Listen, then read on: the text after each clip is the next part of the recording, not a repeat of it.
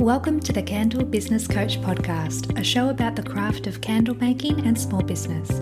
I'm your host, Kirsty Allen, and I'm a candle maker, mum of three, and kindness advocator. Join me as I dive into all things candles and small business and deliver advice and tips to you in episodes every Tuesday and Friday. Are you on the list to get my daily motivation emails? Every day I'll send you a message that is designed to help keep you focused on taking action toward your goals. Sign up using the link in the show notes.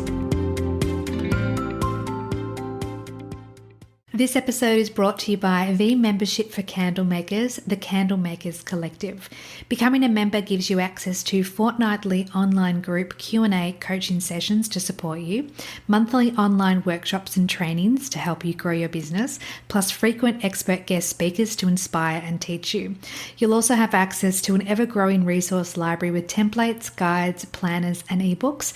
But my favorite aspect of the membership is our exclusive Facebook group for accountability, connection, and support. So if you're looking to take your candle business to the next level and learn more about the membership for candle makers, click the link in the show notes for the Candle Makers Collective.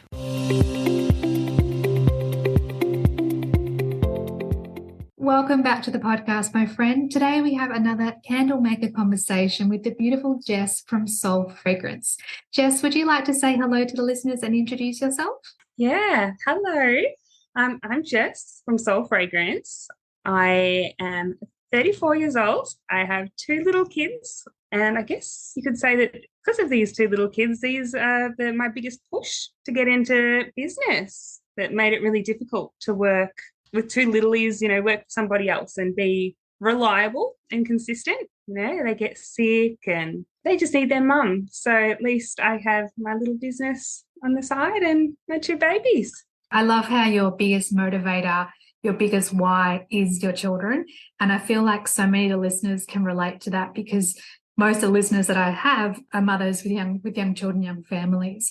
And so you're not only running your own business, but you actually have a retail shop, which is a dream of so many people to be able to bring their brands into a physical space where people can come and purchase on a more permanent basis. So I would love it if you could tell us a little bit about Soul Fragrance and what the name means and what it's all about. Okay, so originally Soul Fragrance was the Tempting Tangerine. So we've rebranded from the Tempting Tangerine and made the big, bold move over to Soul Fragrance. Basically, back during when COVID started, I got employed by the lovely Mel who owned the Tempting Tangerine.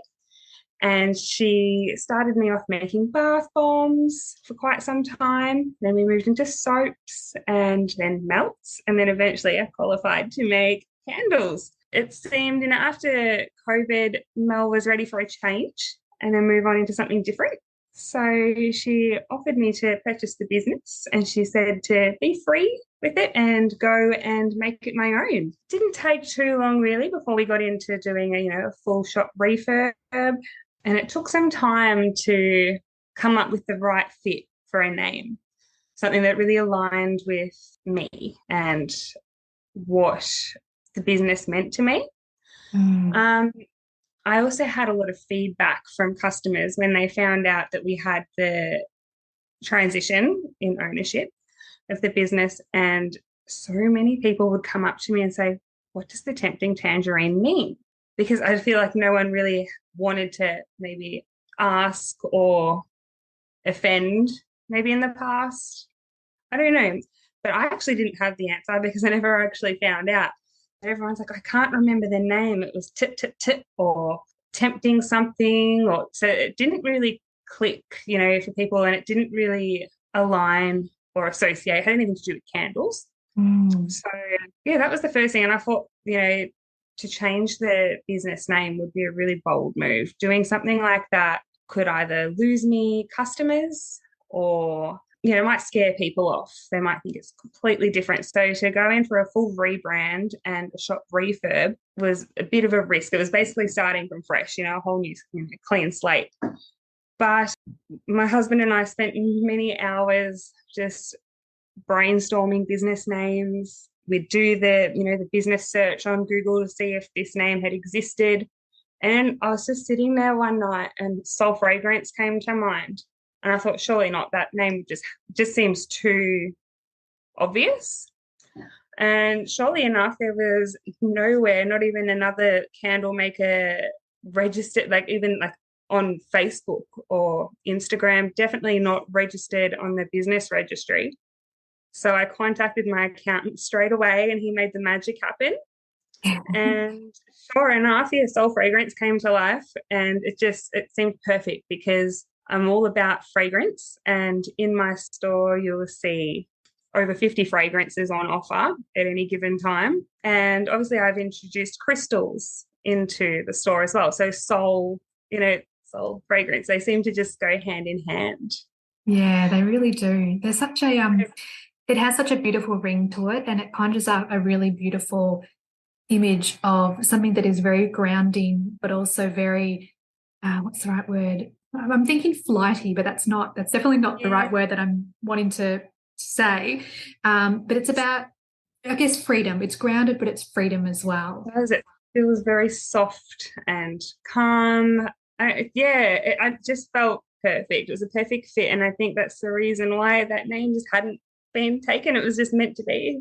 So Yes. Oh, I love that. And I can imagine the excitement that you felt when you typed it in on socials and on the business registry and realized, oh, wow, no one's taken it and I can claim it as my own. And the joy you um, must have felt.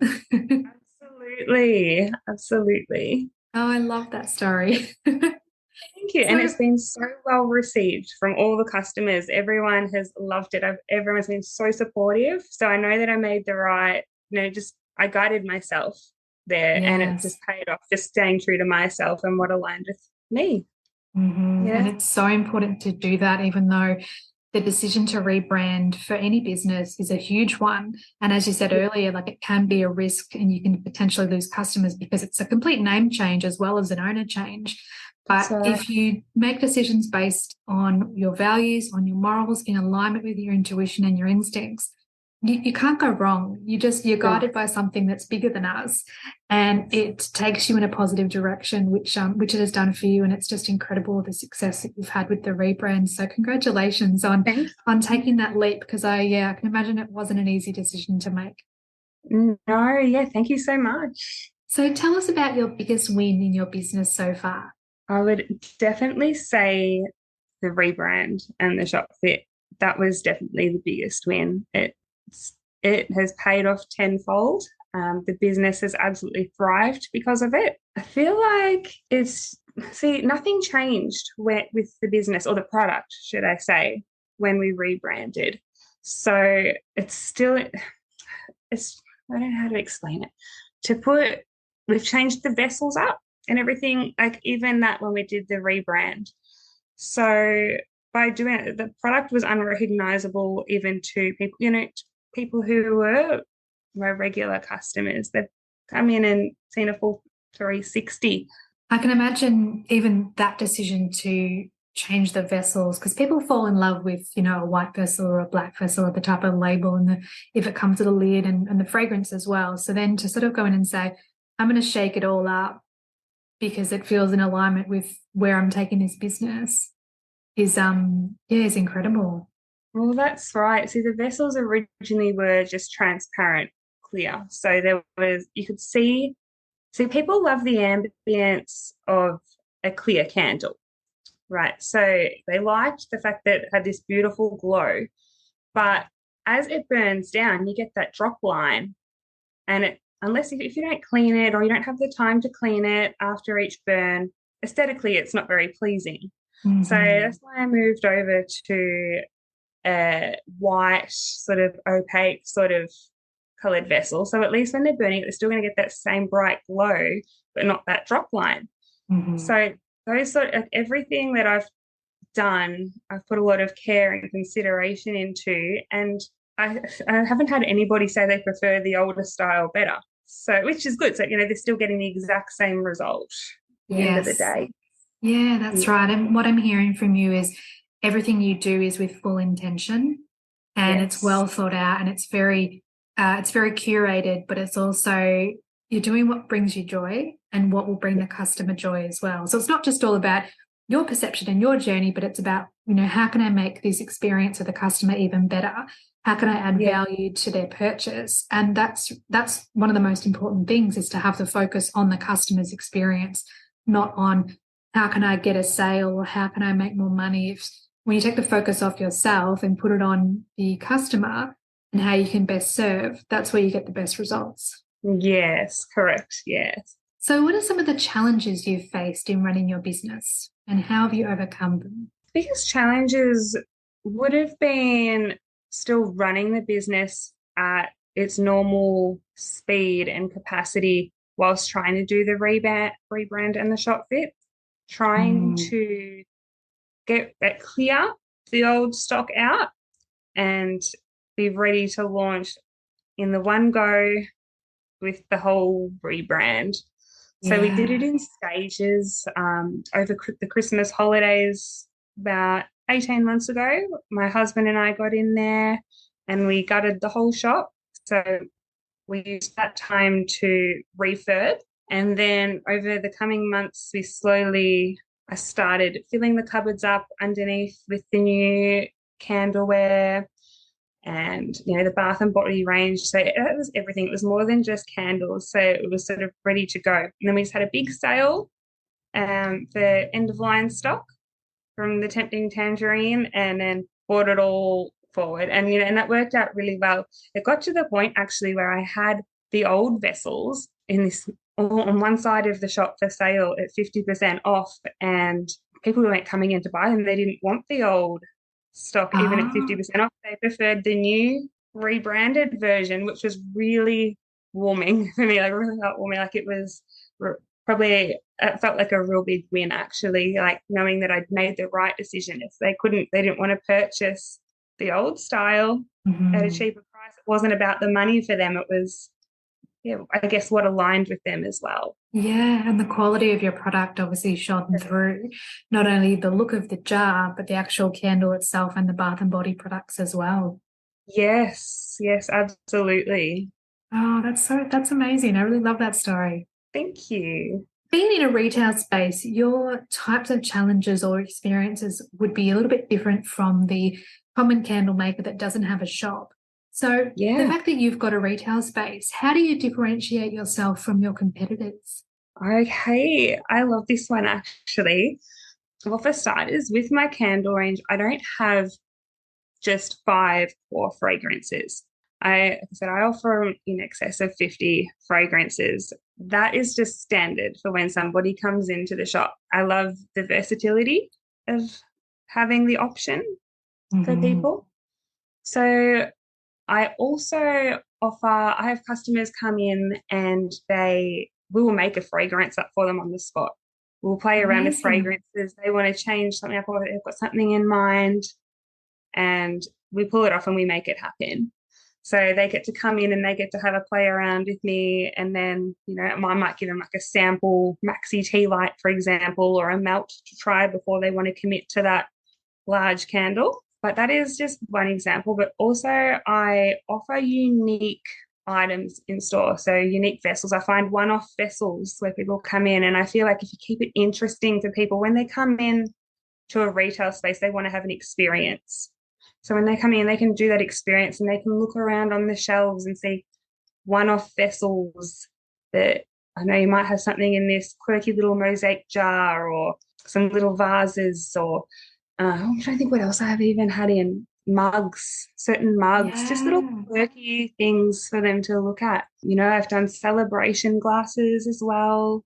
So I feel like they come in, they're so inspired, and if I don't have it, I can source it for them, or they can bring something in themselves and ask the question. But Mhm. every time they come in, there is something different. I have a high rotation of something unique, something that stands out to them, something they want to tell their friends about because they want their friends to also experience it when they come Yes. in. And then obviously with the added bonus of having endless opportunity to choose their own fragrance. It Mhm. doesn't just stop at vanilla caramel, this sweet vanilla, or just a plain vanilla. How many vanillas can you get? But the Yeah. option is there, and it may not be ready to go on the shelf at that one time. Like I don't have obviously three or four vanilla fragrance candles on the shelf, but it's there in a melt, for example, ready for them, so they can smell it, they can experience it. So definitely I would always offering something different. Every time they come in the shop, they'll see something new. And as you say, it's about that customer experience and the journey that you can take them on from the moment that they walk in the door and smell all the beautiful scents that are coming from the products. They can Yes. then, spend some time looking through them and deciding, oh, this would be great for my mum, or this would be great for my sister or my auntie, and my friend would love this. And being able to share that joy, as you mentioned, is one of the most beautiful things that we can do to help other people experience the same joy. That's right, absolutely. Mhm. So, how do you stay up to date with the latest trends, and how do you sort of predict what customers are wanting in the candle industry?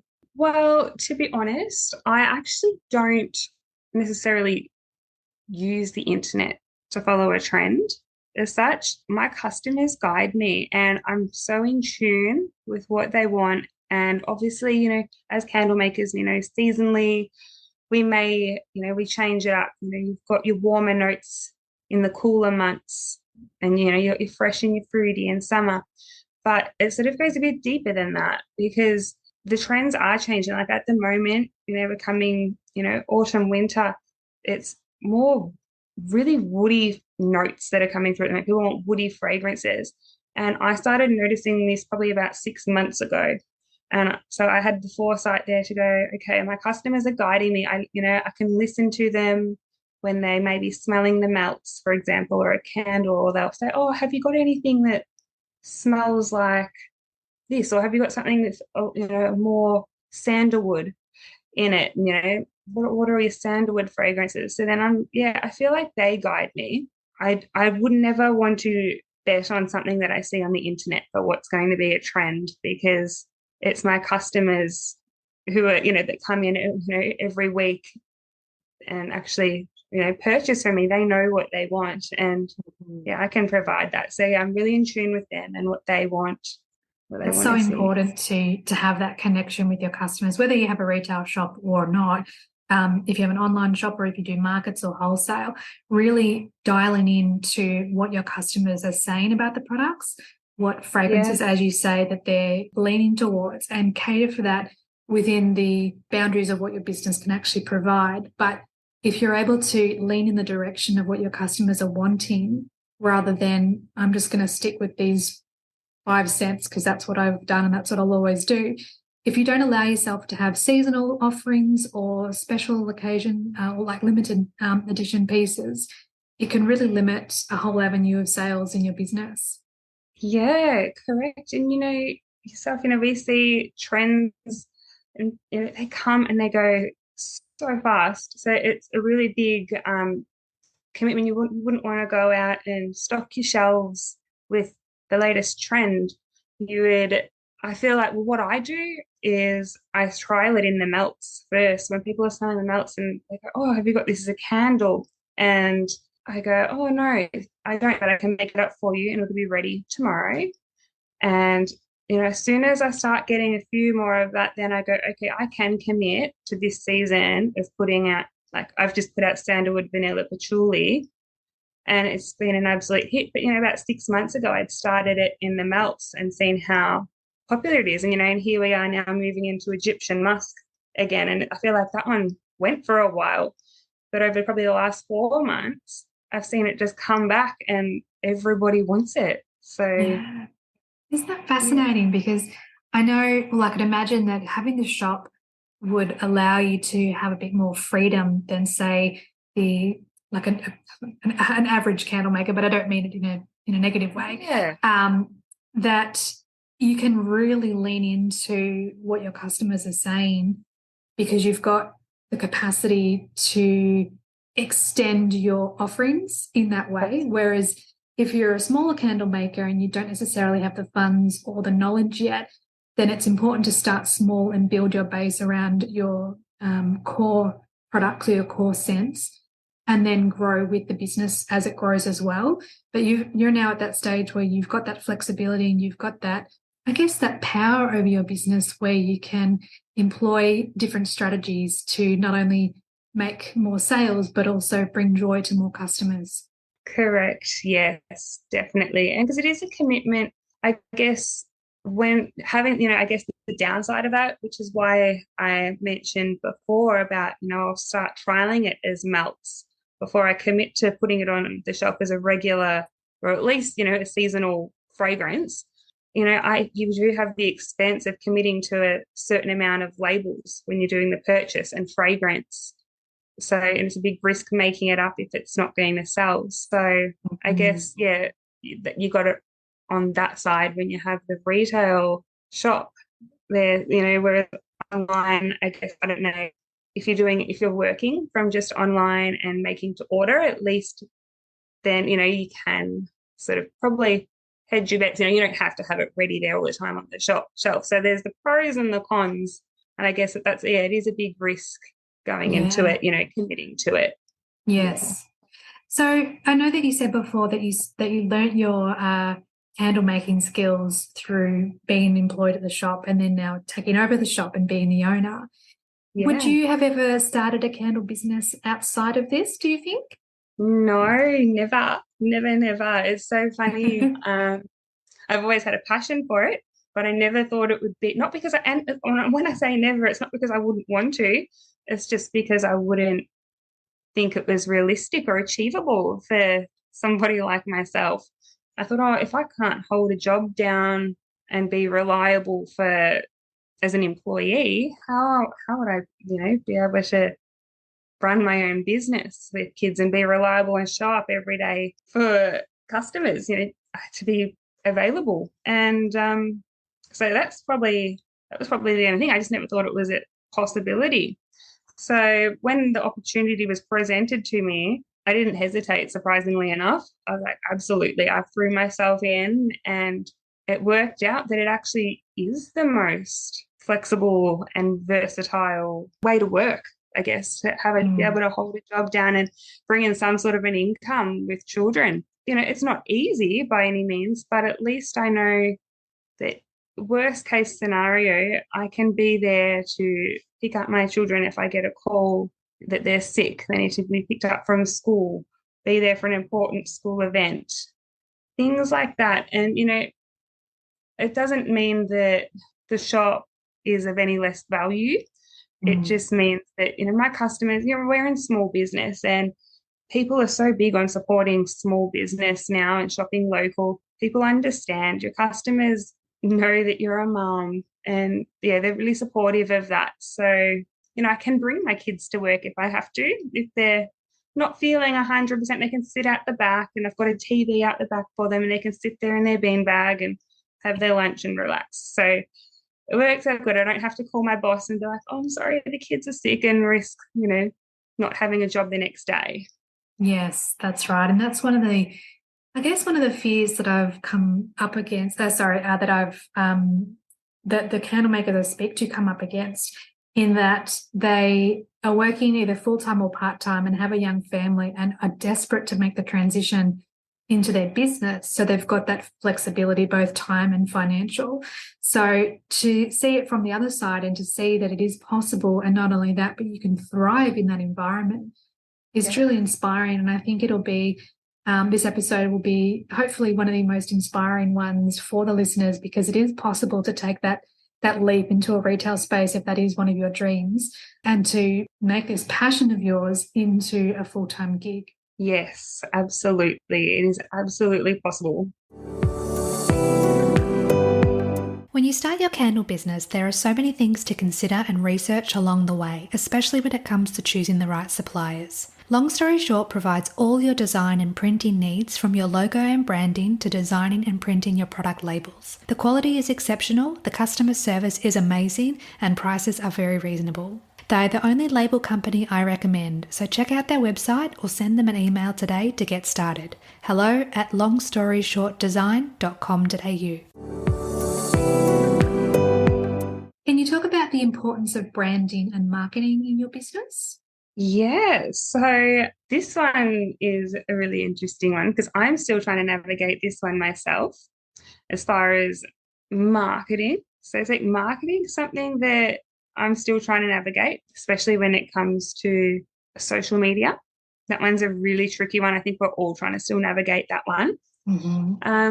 With the branding, I definitely went with something just modern and contemporary, something that can fit into everybody's home.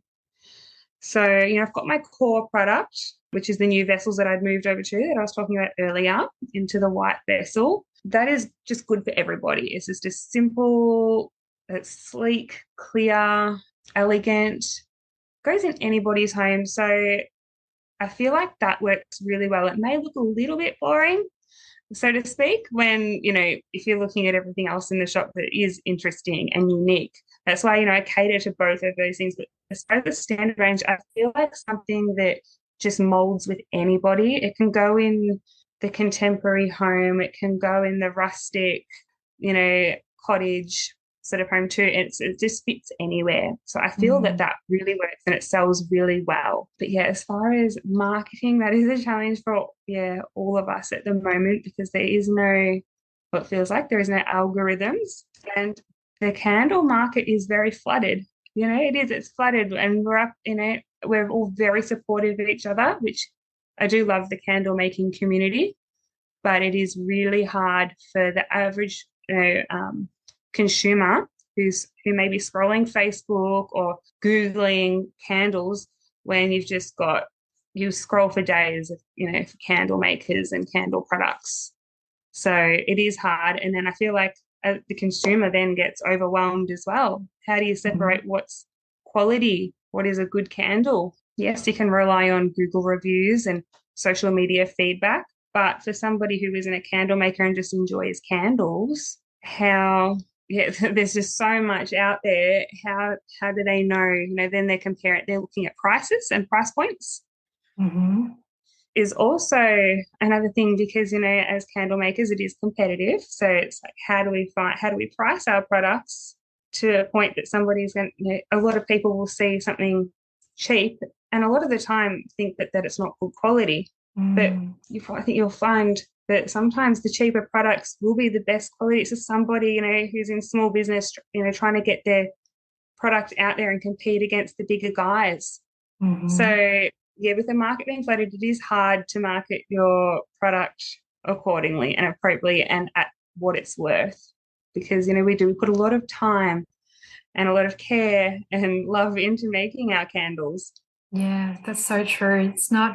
There's so many of us in the candle making world that it's just such a passion and such an obsession, a beautiful obsession, where you do spend so much love and care and attention and intention to create these beautiful products, and then you try and market them and you're competing against companies that are either mass producing or people that have priced their products so low, and customers, and it's all about education, right? So customers don't necessarily know that a paraffin candle versus a soy wax candle versus a beeswax candle, have different properties. They perform differently, they smell differently. There's different ways that the candle will perform.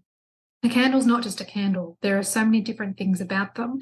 So not only do we have the challenge or the hurdle of trying to present our products in the best possible light, we then have to educate our customers on the advantages of why we've made our candles the way that we have. So it's about that journey that you take the customer on. And when you can do that through social media or email marketing or general marketing, it's a way to set yourself apart from other candle makers. Correct. Yeah, definitely. Absolutely. Educating your customers on your product in specific is definitely probably one of the only ways you're going to sort of win somebody over, if they happen to be scrolling Facebook and they see a reel that you've put up, explaining your wax and exactly that, how it does perform compared to a paraffin-based wax. So it does make a difference. And I feel like even educating the candle makers in the fact that they need to educate their customers, it's not just put a pretty picture up and say, buy my candle, it's vanilla scented, here are the top notes and the middle notes and the bottom notes. You need to be able to take your customer on a journey, because they can't hold and smell your candle if it's an online website, or if you're selling through social media. If you're at a market or if you have a retail space, then at least the customer has that advantage of being able to smell the candle or smell the wax melt. But when it's an online journey, you've really got to think strategically on how to set yourself apart from your competitors. That's right. Exactly that. Exactly. Especially when there are such big companies out there, like candle companies, that we do know of. People walk past these stores every day in shopping centres and do get to experience that. So you're right, with small business, you're guaranteed you're getting that candle that's made with love and intention, and you know that it's clean and no tox. It's just, it is a big challenge because people do associate, that automatically would think of the bigger stores. Unless they go to a market or they see a shop such as yours and go, oh, wow, these are actually handmade and the quality's better. And yes, the price might be different from one of the big stores, but what you're getting is a candle that will usually last longer, smell stronger, and be better for the environment. That's right. Absolutely. So what are some creative ways you'd like to engage with your customers and build a loyal customer base? Oh, this is a fun one too. So basically all my customers, they're like my friends. And I know everybody says that, but I feel like I have such a strong, loyal customer base. So they come in and they, like I was saying before, we play around with fragrance. We make something custom just for them, or I can source it, which is fun, and they understand. They're happy for me to play around with testing and things like that to make sure that what they've chosen is still going to burn just as beautiful as one that's already on the shelf that has been through that process. I also do custom labels for their candles. So I do memory candles, celebration candles. So they can come in and we go through the design process, and they can have their own candle either to gift for somebody who may have passed away or a birthday. And I feel like, I don't know, we make these strong connections, and through moments like these, and going to work is my social life now. So Yes. I've made genuine friends who have added me, my personal Facebook account and things like that now, because they want to see what I'm up to and what my kids are doing, and I want to see what they're up to. But yeah, definitely by taking these requests, and I don't know, I'm a bit of a people pleaser, so I can never say no. For example, there is one customer who came in with a challenging fragrance to find, and it's nowhere in the country at all at the moment. And I had this tiny little bottle left, and it only had of this fragrance. And I'm not going to say the name of the fragrance just yet, well, because it's still in the works of coming back to life. But I had this tiny bit of fragrance left from years ago, and I tried it in a candle and it worked beautifully. So I was able to give it to her, what was left. And I've now tracked it down, and I'm looking at getting a big drum of it made up. So it's taken about 4 months to go through that process. But I wasn't going to say no. I wanted to. And I actually spent so much hours trying to find this fragrance. I couldn't get it even overseas. Like, it was just done and dusted.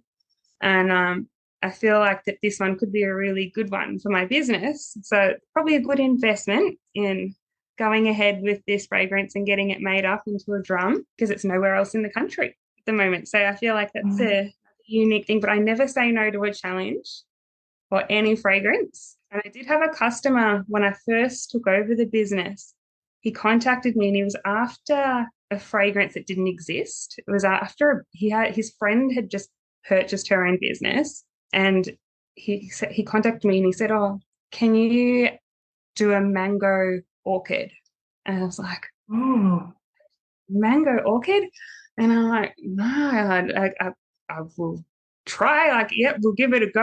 And when I was able to pull that one off, because he hadn't smelt it anywhere, the business name happened to be Mango Orchid, I believe, something along those lines. But anyway, we pulled it off, and he loved it, and I believe she loved it too. I did hear that it went down really well, and she actually was reduced to tears, because for her to have a fragrance that went into her, in line with her business and her new venture. So it's a lot of fun, basically those sorts of things, those sorts of connections, and word gets around. If you can pull anything off, or try to at least, your customers will continue to keep coming back to you, because they'll know that, you become their go-to person.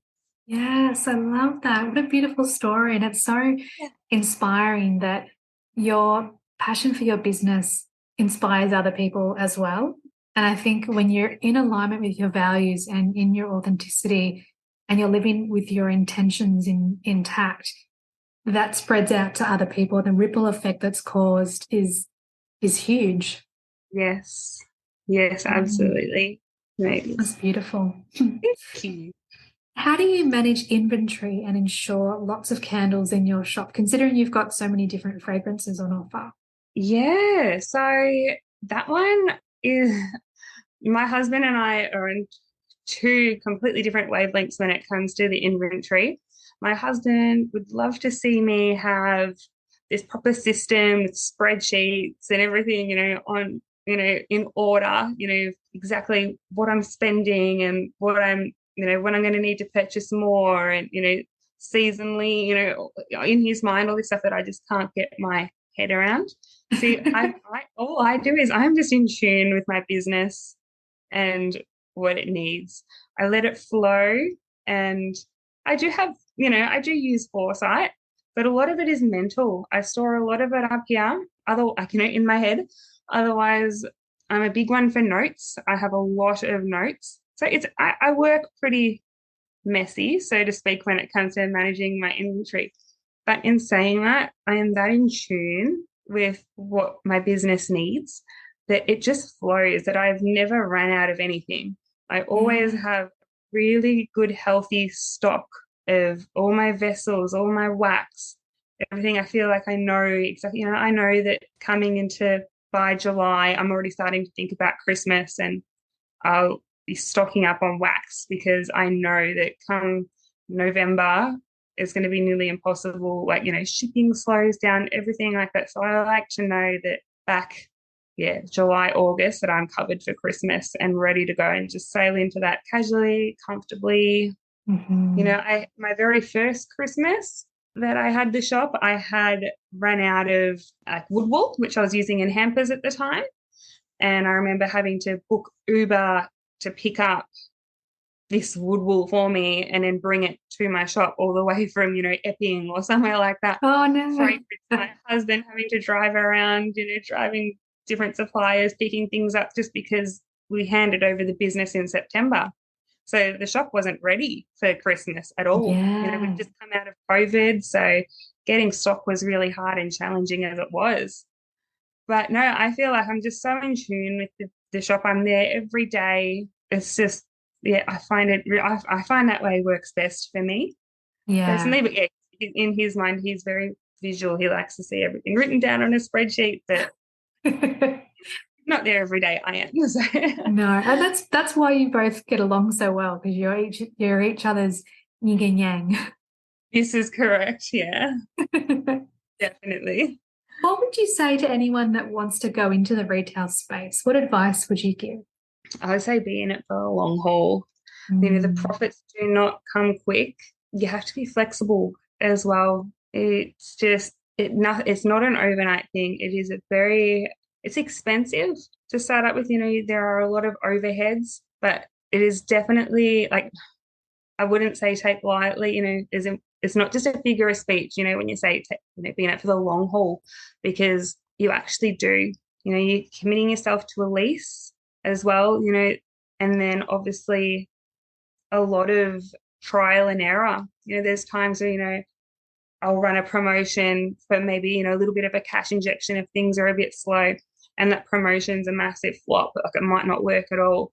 You can't put all your eggs in the one basket and think that, oh, just run a sale and it's going to pay off. It's going to get your overheads paid. It mm, takes a while for the profits to come. It's definitely not an overnight thing. So, yeah. So be in the long haul, be in it for the long haul, be yeah. patient, and just be prepared for the roller coaster that will come your way. It is a roller coaster, but if you love it enough, you won't feel like you're even working. It is Yeah. stressful, it is hard. There are times when it's hard, but it does pay off. Like, if you just don't let it get the best of you, because Yes. especially now in the challenging economy that we're riding through at the moment, it's a crazy roller coaster. Hmm. You need to Yeah. have a lot of resilience and stamina as well. Do. Yes, absolutely. What are your goals for your business? Where do you see yourself in the future? Well, the goals, first and foremost, I would love to get to the point where I have a warehouse. I Oh, would love wow.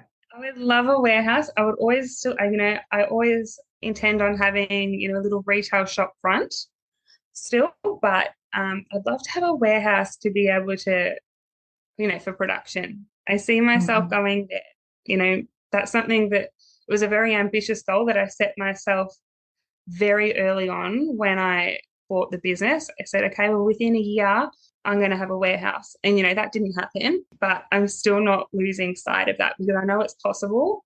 Yeah. And at the moment, I've still got my whole garage and my downstairs of my house is full of stock. And, I do all my bath and body in my home studio, and then all the home fragrance is manufactured at the shop. I do all that there myself.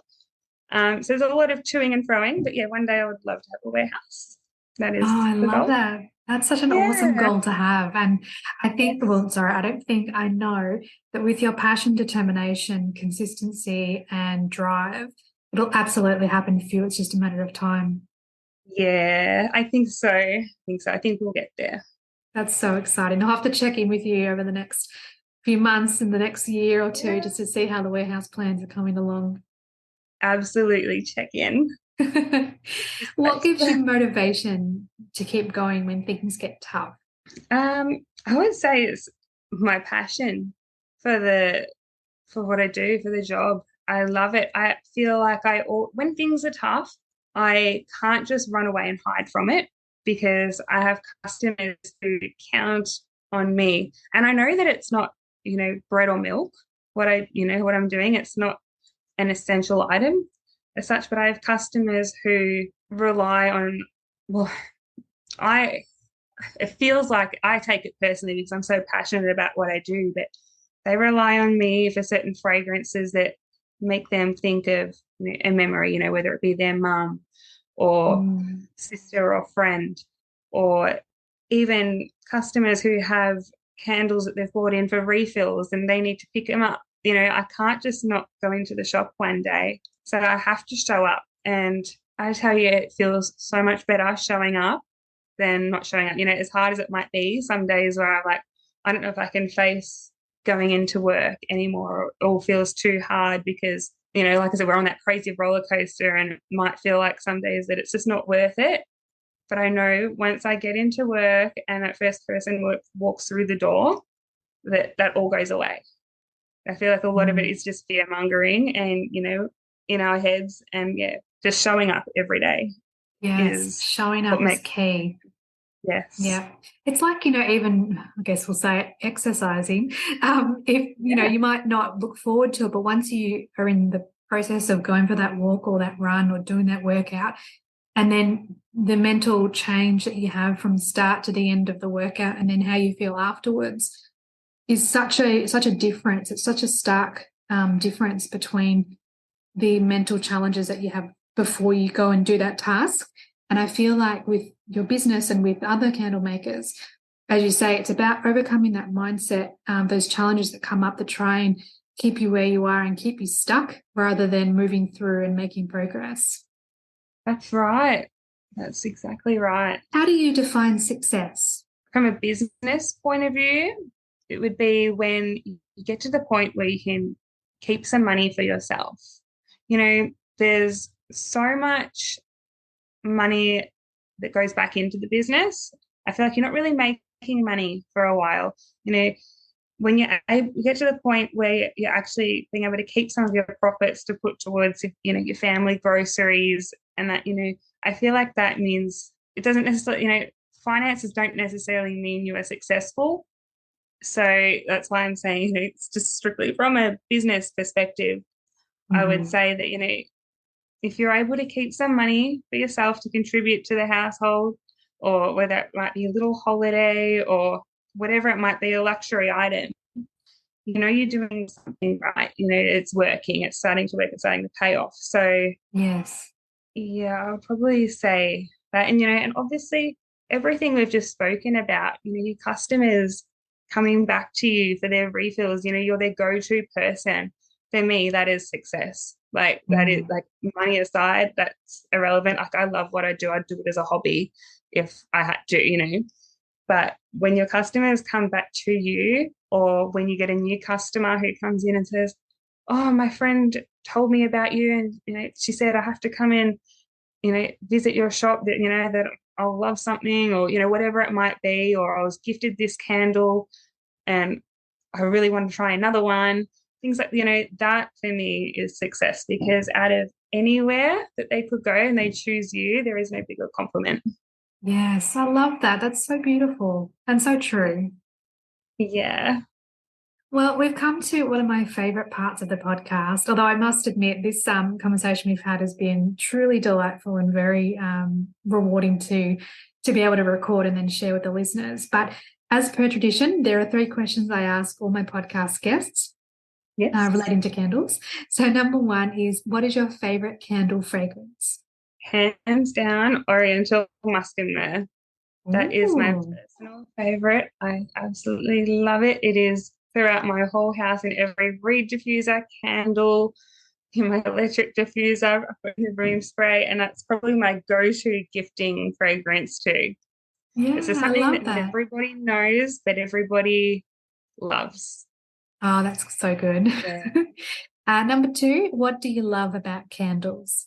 I feel like this is probably the same for most people, but the ambience. The ambience, it, you know, on a cold winter night, for example, you can light a candle and you instantly feel warm just looking at it and cozy. Yeah, so the ambience. Yes, I love that.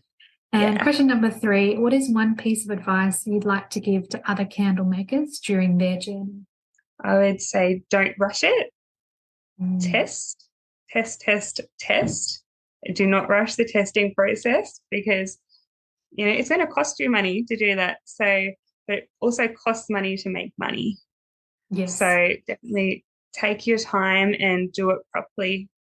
You know, the old saying, you know, measure twice, cut once, like that. Just take your time, because test twice, light your candle once. This is right. Exactly. Oh, I love that. Well, Jess, thank you so much from the bottom of my heart for being on the podcast today and sharing your wisdom and knowledge and your retail space experience and knowledge as well, because I haven't had anyone that has a retail shop on the podcast before. So to be able to pick your brain and ask some questions and be able to just sharing your journey for over the last hour or so, I so appreciate it. So if the listeners want to connect in with you, where can we find you online? Yeah, absolutely. You can find me on Facebook and Instagram. And I also have a website. So I also have an online. Yeah. Awesome. All right. Well, I'll pop the links in the show notes so people can connect in with you. And once again, thank you so much for being part of the podcast. I really appreciate it. Thank you so much. You're so welcome. Thanks everyone for listening today. I hope this episode added value to your candle making journey. Check out the show notes for all the links mentioned throughout today's show, and please subscribe to the podcast so you don't miss any future episodes. Thanks again for listening. Have a beautiful day.